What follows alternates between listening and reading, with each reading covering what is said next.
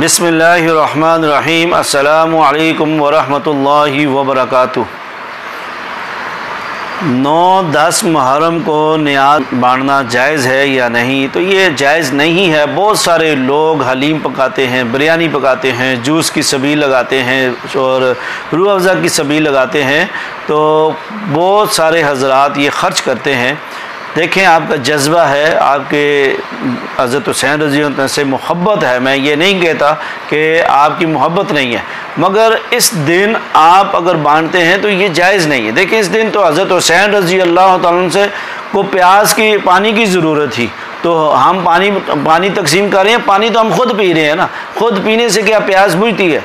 उनकी प्यास बुझती, खुद पी रहे हैं, क्या खुद पीने से उनकी प्यास बुझ जाएगी? उनकी प्यास नहीं बुझेगी। उनके लिए हम अमाल करें।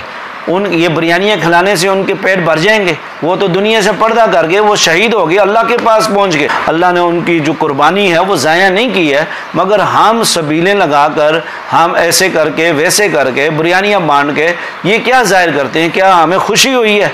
देखिए, बिरयानियाँ तब बांटता है, कोई बच्चा किसी का पास हो जाता है फिर बिरयानी बांटते हैं, केक काटते हैं, किसी की बर्थडे हो फिर बिरयानियाँ बांटी जाती हैं या केक काटे जाते हैं, खुशियाँ मनाई जाती हैं। और इसके अलावा कोई और फंक्शन हो तो इसके अंदर हम बिरयानी वगैरह ये बांटते हैं, ये तकसीम करते हैं। देखें, साल के ये दिन आते हैं, हम अमाल करें। आप मेरी बात पे बिल्कुल नाराज़ मत हो। आपने बांटना बांटने, आपके पैसे लगने हैं, मेरे नहीं लगने।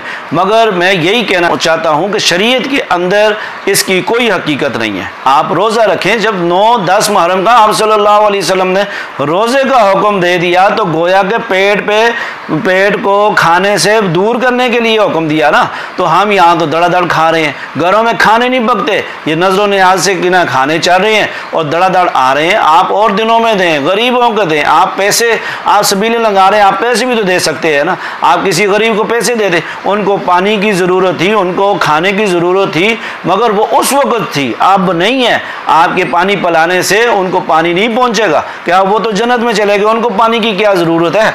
वो तो शहीद हो गए, अल्लाह के पास चले गए। तो इसलिए आप बुरा मत माने। इन चीज़ों को आप इल्म जो है सीखें। कोई कुरान के अंदर, कोई हदीस के अंदर आप सल्लल्लाहु अलैहि वसल्लम ने अगर सहाबा को हुक्म दिया हो कि सबीलें लगाओ, सहाबा कराम के हज़रत हुसैन रज़ी के बाद सहाबा कराम मौजूद थे ना, सबील ना लगाएं और हज़रत हुसैन रज़ी को पानी ना पहुँचाएँ। और आखिर सहाबा मौजूद थे, उन्होंने ये रस्म व रवाज नहीं किया, उन्होंने ऐसा कोई अमल नहीं किया जिसका हमें हुक्म दिया हो और आवाम को मुश्किल में डालना हो। नहीं, सबीलें लगाने हैं। आप सबीलें लगाई हैं, आपने जो बिरयानियाँ बांट रहे हैं, हलीमें बांट रहे हैं, नान हलीम बांट रहे हैं, आपके जज्बा है, आपके जज्बे को सलाम है, मगर सही जगह पर लगाएं और वो मौका माल दे कर लगाएं। ये आपके पैसे आप लगा लें और आगे ज़ाया हो जाए, इसका भी कोई फ़ायदा नहीं है। आप उस जगह पे लगाएं जहां आपका सवाब हो, उनके नाम पे लगाएं। आप वैसे पूरा साल मुहर्रम के अलावा आप कोई ना कोई पानी ठंडा करने वाला कूलर है वो किसी जगह पे लगा लें, किसी जगह पे आप फिल्टर को जो है फिल्टर पे पैसे लगा लें, किसी जगह पे आप फिल्टर की टूटियाँ ख़राब हैं वहाँ पे वो पैसे लगा लें। आपको उनके नाम पे सदका जारी आपको मिलता रहेगा, सवाब पहुँचता रहेगा। आप उनके नाम पे लगवाएं कि या अल्लाह इसका सवाब मैं हज़रत हुसैन रज़ी अल्लाह तआला के साले सवाब के लिए ये करता हूँ, इसको कबूल फरमा। आप जो अमल करें तो आप दीन को समझ कर करें, इल्म सीख कर करें। और इल्म सीखने के बग़ैर आप जो अमल करेंगे आपको कुछ पता नहीं होगा कि मैं गुनाह कर रहा हूँ या सवाब कर रहा हूँ, तो ये हमारा अमल ज़ाया ना हो जाए। इसलिए आप कोशिश करें कि मैं जो पैसा लगा रहा हूँ अल्लाह की राह में, इसके आखिर कोई फजीलत है या नहीं है। सबील लगाने की कोई फजीलत अगर किसी हदीस में है तो हमें भी बताएं।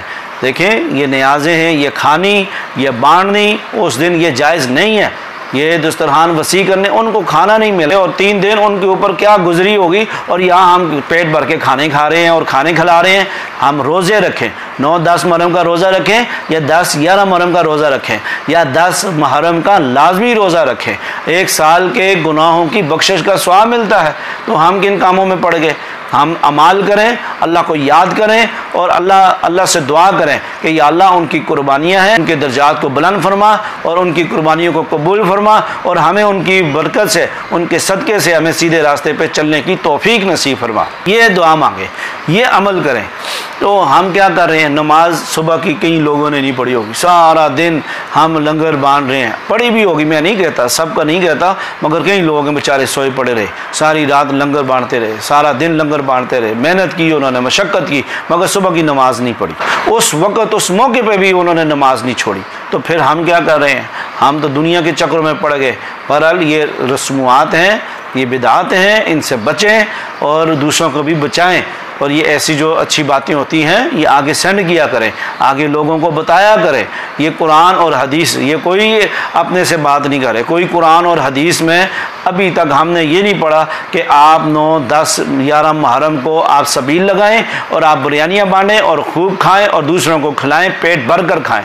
ये कोई किसी किताब के अंदर नहीं है। आपको मेरी बात बुरी लगे तो मैं माज़रत चाहता हूँ। बहरहाल इसकी कोई हकीकत नहीं है। आप बांटते हैं फिर भी आपको कोई स्वाब नहीं है, आप नहीं बांटते फिर भी आपको कोई गुनाह नहीं है। तो बहरहाल इन ऐसी चीज़ों में मत पड़ें। जिनके कर्ज़े देने हैं वो कर्ज़े अदा करें, जिनके साथ लेन देन है वो लेन देन पूरा करें।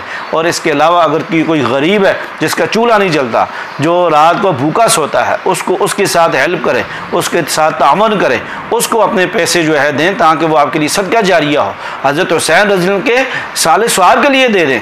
आपको हज़रत हुसैन रज़ी अल्लाह तआला से इश्क है, मोहब्बत है, प्यार है, आप उनके साले स्वाब के लिए दे दें। जैसे हम कुर्बानी में नबी पाक सल्लल्लाहु अलैहि वसल्लम के साले स्वाब के लिए भी करते हैं, सहाबा किराम की तरफ से भी हम कर सकते हैं कि उनके साले स्वाब के लिए मैं ये कुर्बानी करता हूँ उनके नाम पे, ये हम कर सकते हैं। शरीयत ने कहा है अपने वालिदैन के जो दुनिया से पर्दा कर गए हैं बुज़ुर्गों के, आप ऐसा अमल करें ताकि आपका अमल ज़ाया ना हो, आपका पैसा भी ज़ाया ना हो, आपको स्वाब मिले और सदका जारिया मिले और आप दुनिया से पर्दा कर जाएं।